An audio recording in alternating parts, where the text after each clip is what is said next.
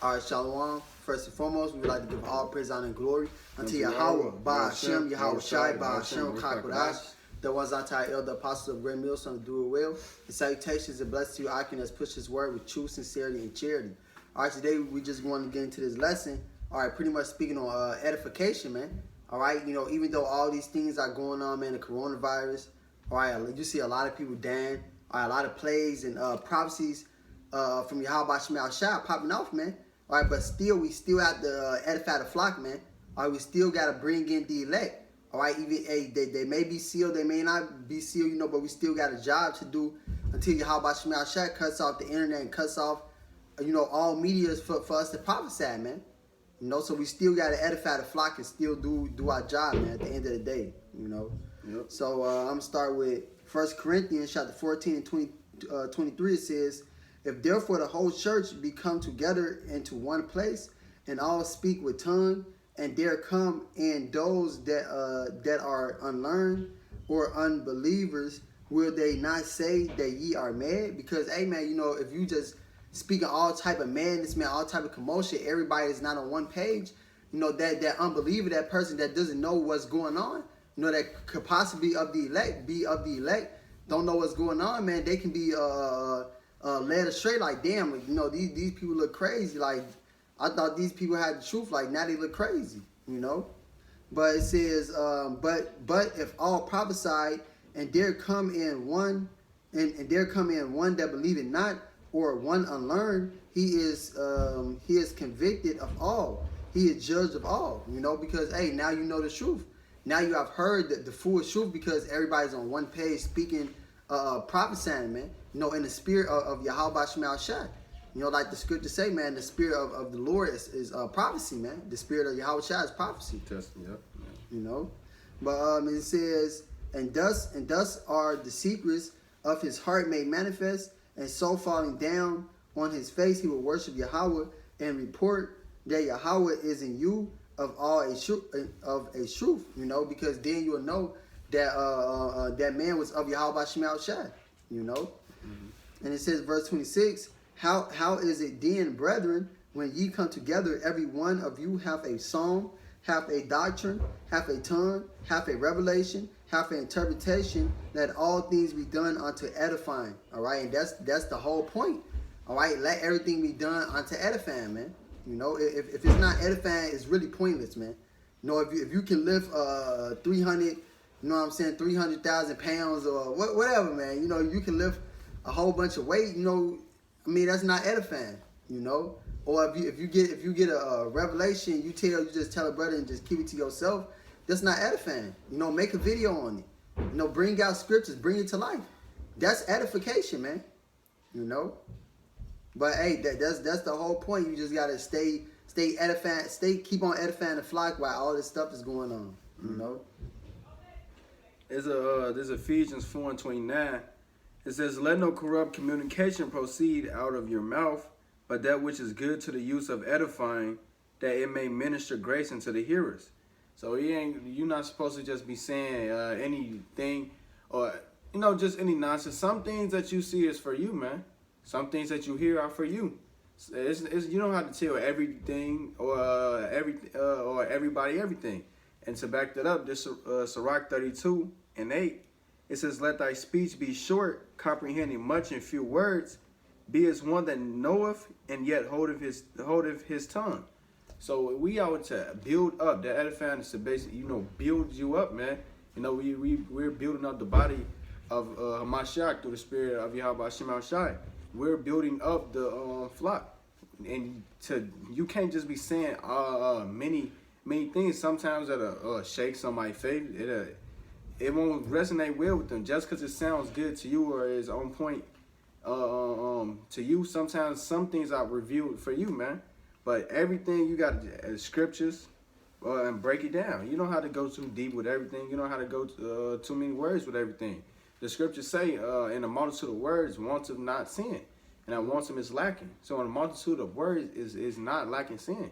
So in saying all these other things, man, you could be going off in that. You could be flipping into other things, man. You just got to keep it short and edifying, man. Short and on point. There's nothing wrong with being short and on point, man. It's edification. Con, you know.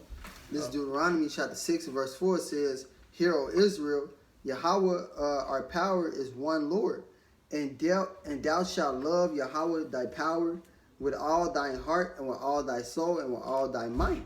And these words which I command thee this day shall be in thy heart, and thou shalt teach them diligently unto thy children, and shalt talk of them when thou sittest in thine house, and when thou walkest by the way, and when thou liest down, and when thou risest up. You know, and hey, that's the whole thing that you're supposed to be doing, man. Keeping your man on these scriptures. You know, always thinking upon Yahweh Shema Shai. You know, never just going off into, you know, your flesh, or you being happy that you seeing the downfall of your enemies, then you just completely just forget your office and your lot. You know, you still got to remember your lot, man. If you're a prophet, you know, try to stay inside of your lot, man. The best of your ability, stay inside your lot, man.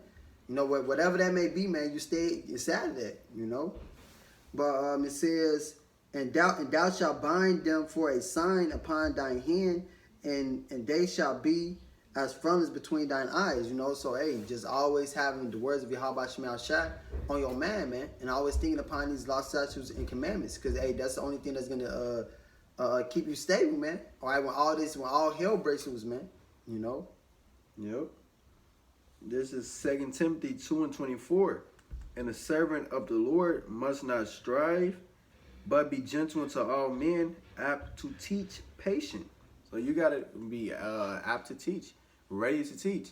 And how do you do that? You teach them rightly, directly, and correctly, man. And I think is that in this chapter? This is going up to verse 15. 2 Timothy 2 and 15 says, Study to show thyself approved unto the Most High, a workman that needeth not to be ashamed, rightly dividing the word of truth. So you got to know what to say, when to say it, and how to deliver it, man. You got to rightly divide the truth. For what? To edify the body, to build them up, man. You can't just, you got to rightly say what you got to say, man. And you ain't got to be saying many things or be saying everything that comes to mind. Hey, sometimes you gotta always filter it out, man. That's discernment, man. That's order tomato, as it says in the scriptures in the Greek, man. You gotta know how to rightly divide the right way, and sometimes you gotta know when just not the same thing at all, man. You know. But this is Ecclesiastes chapter 3 and verse 1. It says, To everything there is a season and a time to every purpose under the heaven. You know, say like the brother was just saying, man. You know, hey, it's everything has a time and a place. Everything is should be done in season, man. Yep. You know, you shouldn't just be doing certain things just because it just popped inside your head, like, you know, the Virgin Mary or, you know, whatever it may be, man. You know, but you just got to try to stay on topic so you can edify the flock. You know, do things that's gonna reel in the flock. Like you see that a lot of people are afraid over the coronavirus, and you know they're hyped up. You know, so you put a title out there that says coronavirus. You know, get some clickbait. You know, so hey, a lot of people can come into the truth. You know, you just gotta be wise as a serpent and harmless as a dove. You know. Yep.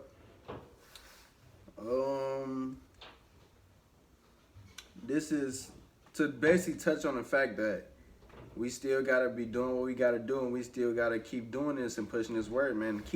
Continue to edify the flock, man. This truth, the scriptures also say, strive unto the truth and to death, and the Lord shall fight for thee, man. Mm-hmm. You gotta until we are beamed up on the chariots, or until we cannot physically come out here anymore, due to whatever the hell they go push, whether it be this coronavirus or whatever the hell else they're gonna push, because they're definitely gonna take us off the streets, man.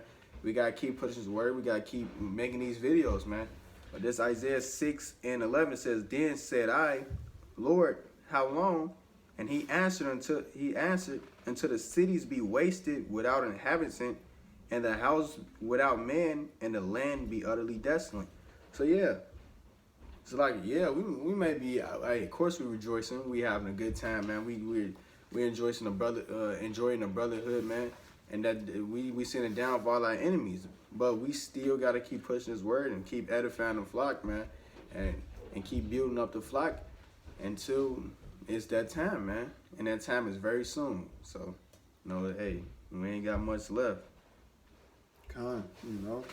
And this is Luke 9 and verse 62. It says, and Yahushua said unto him, no man having put his hand to the plow and looking back is fit for the kingdom of Yahweh.